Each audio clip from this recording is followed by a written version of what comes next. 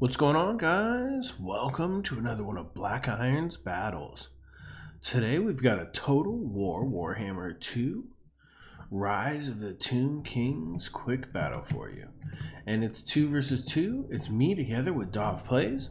And if you take a look here, it's going to be pretty awesome. So we've been playing a lot of 2 versus 2s together, kind of just practicing. We're not on the same team, but at the same time, we're just kind of practicing and trying to get used to moving our units together and everything for when we play in turns tournament. I think Dahv's actually gotten some of his games together with he's teamed up with Lord Master Sotek. He's got some of his games posted already where he's gotten the first round of his tournament already in play. So what we've done here is we've combined two teams, and if you guys are playing in twos on ladder, if you have arranged if you have like arranged team selected, then you kind of want to put your armies together like this instead of apart like this. So it's always good to if you're using twos to kind of build with your strengths and kind of hold over your teammates' weaknesses. So if you take a look over here on the flank, you'll see that I'm using Chaos, and I've got these Marauder Horsemen with throwing axes. We've got them vanguarded, and we've got them out there just trying to distract and to sow some damage with that armor piercing. I was going to try to maybe catch some cavalry.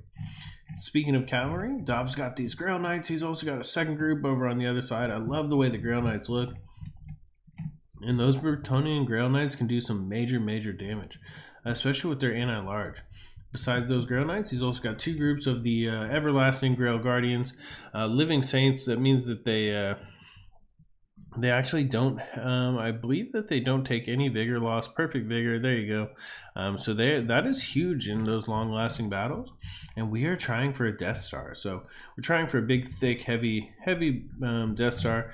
And so right in the middle of our Death Star is the... there we go, you see there? The Fae Enchantress up on her unicorn, and she does have that big chalice of potions for those bombardment spells. She's got regrowth, she's got Earthglood, and she's going to be trying to drop that Favor of the Fae as well, that plus 45 for melee attack on one unit, and that should help out. But the key unit here is actually right here in the front, the Grail Relique. So with its aura that causes all the units around it to not take any fear, to be immune, the icon of devotion, the immune psychology there, that'll really help out just that huge Deathball mentality. I mean, we've got some Chosen here, and with the healing, those Chosen will last forever. I mean, we've got one group of Chosen, two groups of Chosen with halberds, got two groups of Chaos Marauders with great weapons there on the flanks, just to kind of get in there and pick up anything that tries to get around the back. Some of those Chaos Warriors with great weapons. So you see we've got elite armor piercing infantry with the Chaos. We do have Archaon here on foot, and we do have with him we've got that Flaming Sword of Runes for that AoE damage as well. And we've got the Burning Head, and we have used the Slayer of Kings, so he can do some pretty good work. Also got an Exalted Hero here with the Mark of Corn, as well as the Hellfire Sword. So we can do a pretty good amount of fire damage. It should be able to help out as well. We've got some men-at-arms with pole arms and some spearmen at arms with shields up here in the front, just to kind of take charges, muck things up, tar pit, do the general state troop dance. Over here for our opponents, you see over here on the flank, he does have two groups of Pterodon Riders, Fire Leech Bolas. So these are going to be pretty much unimpeded. They can do some pretty good work, because you see the only ranged units at all that we brought are these groups of Marauder Horsemen, and they're over here on the other flank, and they're looking at some Dragon Princes. So these Dragon Princes, they're just those elite high elf shot cavalry, and they'll do some major damage. Even though they don't have anti-large, they've got huge charge bonus, pretty good weapon strength, and they'll knock those Marauder Horsemen out pretty easily if they catch them. Here in the back, you'll see we do have Teclis here, who's got a good number of spells. And Teclis is actually, I mean, he's nasty. He's got that Net of Ammontok. He does have Chain Lightning. He's got all sorts of spells. He's also got a Lord Master of Hoth over here, which has a few spells on him. So he is ready and equipped for action. Right here in the front, you'll see that the High Elf player has three groups of archers. He's also got two groups of spearmen. In the back, two groups of those elite Phoenix Guard, and these are going to be some big trouble. So these guys with their high 52 melee defense, and they've got charge defense, they've got all sorts of of fun goodies. So those guys are definitely the elite of the high elf troops, along with these group of dragon princes. Here, right in the middle, he does have 3 groups of white lions to trace. And I do have trouble getting those white lions to pay for themselves, but they are armor piercing. There's 75 of them, so they'll do pretty good. But they'll do really good against the state troops over there. So besides those Pterodon riders, he has, look at this, 3 groups of Feral Cold Lions. It looks like Jurassic Park has has exploded here. He's got all of the raptors, and he is ready. With their rampage mechanic, they always are a little bit iffy, but if you can get them in the right place at the right time, those guys can do some good work. He's also got, if we take a look here, he's got some Temple Guard, and they're just really awesome. You see there with those Aztec swords and shields. Those Temple Guard, those are those elite Lizardmen infantry. He's also got them mixed in there with some sword spears that have a couple of chevrons. And he's got some skink cohorts here and a couple groups of skink skirmishers and chameleon skinks here in the front. 2 groups of skink skirmishers and 1 group of the chameleon skinks, the favorites. In the back, you can see 1 Feral Carnosaur here, and this is kind of what we were hoping for against the Lizardmen. Is a lot of these big units, these Feral Carnosaurs and the Krotgar here are going to have some hard time against those chosen with halberds. Krotgar, you can see him looking on top of Grimlock, on top of his throne there, and he thinks he's ready for action. So he's looking good. You can see here when we take a look at the top, we can see it's pretty even in the troop count. They've got 1,729. We've got 1,624. And so let's go ahead and just watch what happens as this battle first gets started. So you can see here we're going to bring these Marauder Horsemen with throwing axes in. I'm going to get some good shots, I think, on these Dragon Princes, and boom, in comes the net of Ammontok, and boom, in come the Dragon Princes. So even that huge charge bonus allows them to kind of get in here, and they do major work. My Marauder Horsemen really can't get out of here. And you see there's a few hits on the Dragon Princes, but at the same time we have pretty much lost all of our Marauder Horsemen with throwing axes. There's still some arrows coming in from those archers from the High Elves, and with the edge of the map right here, these Marauder Horsemen are pretty much lost. So that is a big pick right in the beginning to our opponents. And over here on the left, they're actually going to use these Pterodon Riders to get some pretty good shots into our Grail Knights and our backline as well. Over here on the right, you'll see we actually charged in with the Grail Knights, and those Dragon Princes have gotten the Flaming Sword of Runes. So they're going to be getting, with that magic damage, they're going to be cutting right through the armor of those Dragon Princes.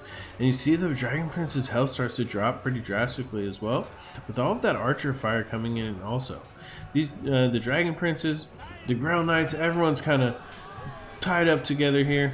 And at the same time, the Marauder Horsemen are going to get in here, and I think they're going to rout off those Dragon Princes as well. Here in the mainline battle is almost engaged. You can see those Pterodon Riders have kind of just been chasing the Knights around. They're getting huge hits in the back of our Chaos Marauders and our men-at-arms with polearms, but at the same time, we're kind of just keeping our armies together and trying to engage at one time the best that we can. Over here on the left, you'll see there's a good charge with those Grail Knights right into those Chameleon Skinks.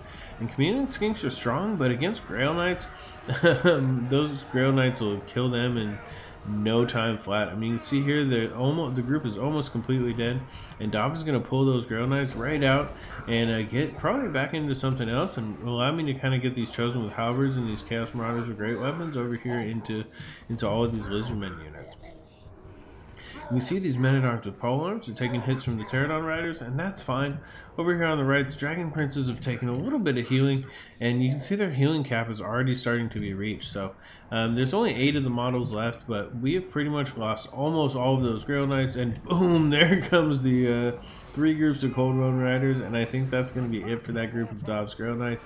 We do have 1 group of Marauder Horsemen with throwing axes there that we're going to get right back into the battle pretty shortly. And over here on the flank, you'll see we have actually engaged. So you can see that Feral Carnosaur fighting above the troops there, and he has already gone rampage, and he's going to take some major hits. This Exalted Hero and all of these units, this group of men-at-arms with polearms, as well as these all of these anti-large units here. There was some chosen with halberds, but it looks like they got off. But look at him, that Feral Carnosaur is almost already down. You see this big group of Grail Knights coming in the back there. They've already got regrowth on them, And there we go, the Flaming Sword of Ruin, giving a buff to all of our units. All of these, the Grail Guardians have Earthblood, and that is the big Death Star happening. I mean, even though these Pterodon Riders with bows are firing in there, I mean, everything is just getting buffed, getting healed. All of their units are taking damage here. The Fae Enchantress right up here in the front. And she'll be using that Mortis Engine effect to just draw health off of all of these Saurus Spears and all of these units here. And boom! There comes the big Chalice from Dahv. And it is dropping right on the back of those White Lions. And while these Men-at-Arms hold them in place, then that allows the spells and the charges from the cavalry there to kind of clear them out. Here in the mainline engagement, you see these Feral Cold Ones have gotten involved. We do have a group of Phoenix Guard which are coming around in the back, but at the same time, that's good, all fine, because here in the main blob battle, we've got all of these Skink Cohorter going down, and Kroq-Gar got stuck in the middle there, and he gets routed off the field immediately. He's only got 2,000 health remaining. He does not want to get in here. These Chosen with Halberds, DahvPlays keeps using the Fae Enchantress to give favor to the Fae, and so they're getting up to like 80 melee attack, and it is just wrecking any large units. Up here, you'll see the Pterodon Riders are pretty much out of ammo, so that'll help us out. You'll see that we've got a group of Grail Knights which are chasing off this Feral Carnosaur, and here in the back, I mean, those Dragon Princes, they're back, they're covered in blood, and they're ready for action. They're going to be charging right into the back here, and I think that at the same time, everyone just keeps getting heals. I mean, this second, these Grail Guardians start to get a little bit low.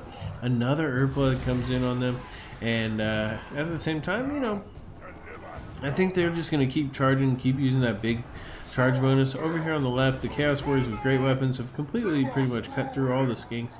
You see the Chosen are taking them down, and these Pterodon Riders are going to have to land pretty soon. Here in the back, you'll see we've got that Exalted Hero was chasing Kroq-Gar around, but at the same time, at this point, I think it's best if we can get him back into the main battle. And let's take a look from the top and see kind of what's going on. It's super even right now. All of these archers are just taking fat shots in there.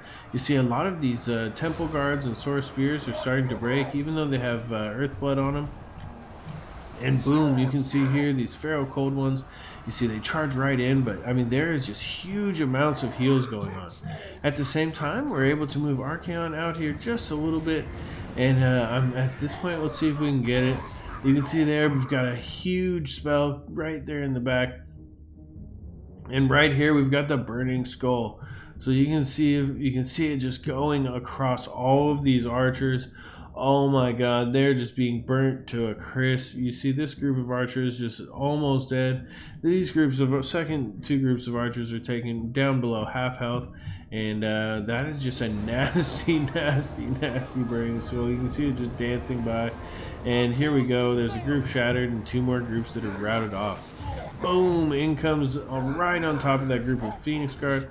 Another use of the Chalice from the Fae Enchantress, and then another Earthblood is just going to keep healing up these Chosen with Halberds, all these Chaos Warriors with great weapons, and even all of these Grail Guardians and State Troops. I mean, everything in this blob is just going to continue just being immune to psychology, getting healed up. You see, there's a lot of units that are starting to approach their healing cap.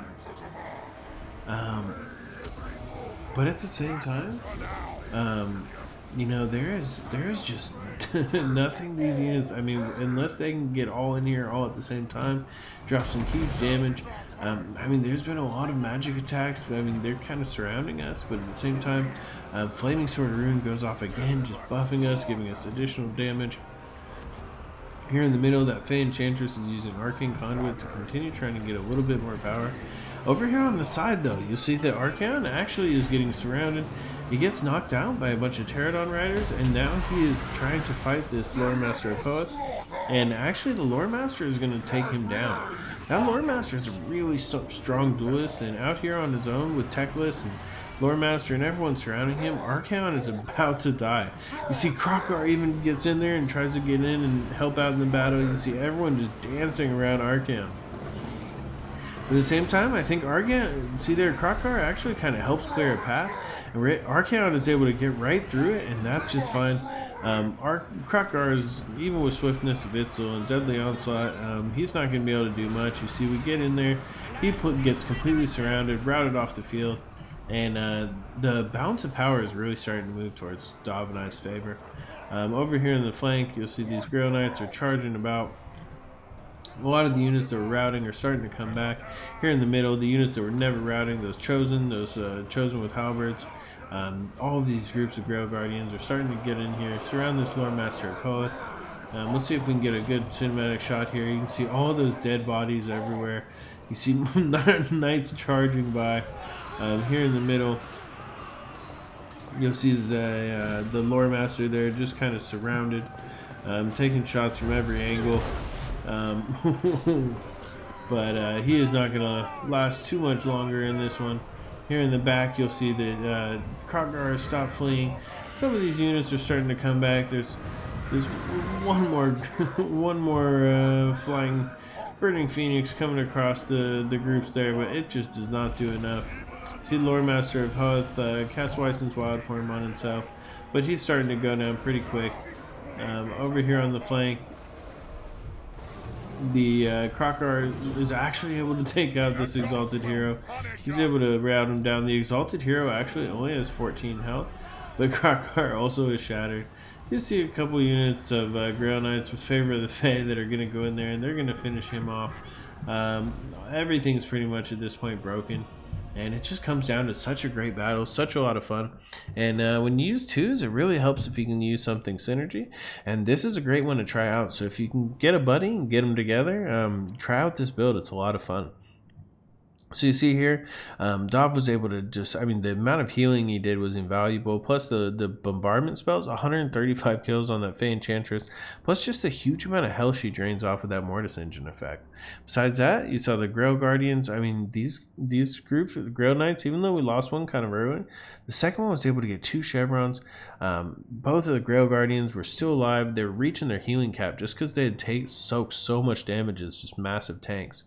Speaking of tanks, these Spearmen at Arms and the Men at Arms with polearms were also able to tie everything up. They were able to tar pit. Their anti-large effects were able to take down those big units, and that's really awesome. Star of the show, Grail Relique. Stacking that together with all of the buffs that we had, plus the Grail Relique, plus having those chosen being immune and all of these Chaos Marauders, plus, you know, the Flaming Sword of Rune in that AoE. It was just a nasty, nasty Deathball. You see Archaon with that huge Burning Skull got 136 kills. The Exalted Hero was able to chunk down pretty good. He was able to actually just to do smackdown on that Feral Carnosaur. I don't know if you guys saw it. 100 kills actually on Chaos Warriors, 115 on these great weapons. Another 200 on the Chaos Warriors with halberds. I mean, you see, look at how much health is remaining. These groups, those chosen with halberds. Those 3 groups of chosen with the heals and the buffs from Dahv, I mean, they're unstoppable. Even though we lost those Marauder Horsemen and the throwing axes in the beginning, we were able to, if you take a look here, we were able to take out some of the Dragon Princes, but they got 106 kills, so they were not as useless as my 4-kill Marauder Horsemen were. At the same time, the archers, they pretty much used up all of their ammo for Bikini Bros. He was able to do some good work with them, but we had so much healing, so much armor. I don't think they were able to get in quite as easily as they could, and then they did get taken out by that Burning Skull. You see, we also had those Phoenix Guard.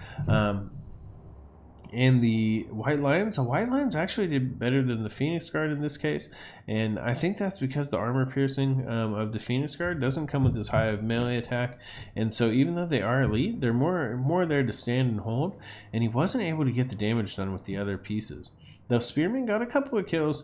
He was, you know, it was really actually the White Lions which were able to chop through the armor, and they probably got through pretty well. They got through the Spearmen and the Men at Arms with polearms as well. You know, so some of these stats may be padded from these Bretonnian state troops, those peasant troops, the levies. If you take a look over here at Adu, he's got Krogar, and you saw those big large units were not the place to be. The Pharaoh Cold ones also, that rampage mechanic makes them so hard to use. I just feel like they're just not worth the money. I think if he had some more you know, a few more line units, it probably would have helped them out a little bit more. They probably could have cut through the rest of these, maybe a couple groups more Asaurus Spears or something. But you see, the Temple Guards actually did okay, 67 kills.